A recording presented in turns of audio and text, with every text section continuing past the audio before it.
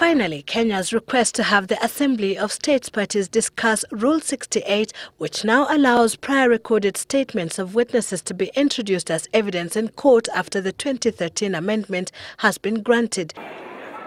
Previously, Rule 68 required that for prior recorded testimony to be introduced instead of oral evidence, both the prosecutor and defense should have had an opportunity to cross-examine or question the maker. This requirement for cross-examination was removed in the amendment that was opposed by Kenya and other African countries. The petition to the President of the Assembly of State Parties reads in part, quote, "The amendments passed after assurances were given to the ASP that the amended Rule 68 would not be applied on ongoing cases, and that in any case, the amendment coming at a time when Kenyan cases are underway would not apply retroactively to the detriment of an accused person." End of quote.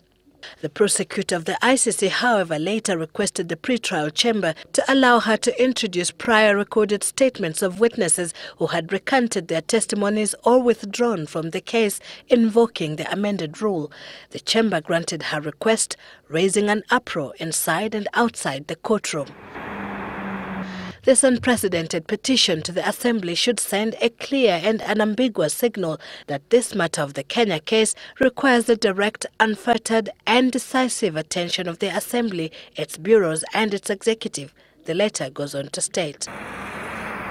This is Kenya's prayer that the President of the ASP, through his office, immediately appoints an independent mechanism to audit the prosecutor's witness identification and recruitment process in the case of the prosecutor versus William Ruto and Joshua Sang, to establish the impartiality of the process and determine the current allegations and revelations of procuring and coaching of witnesses to implicate the accused, denying them the rights to fair hearing and impartiality.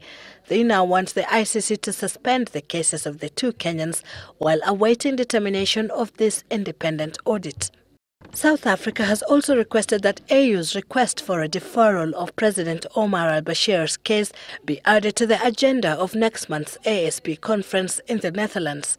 This discussion, the statement reads, should take into consideration that the obligation in respect of immunities flow from customary international law, under which heads of state have immunity from the exercise of jurisdiction, including from arrest by national authorities, treaty law, and domestic legislation. Sylvia Chebet, Citizen Live at 9.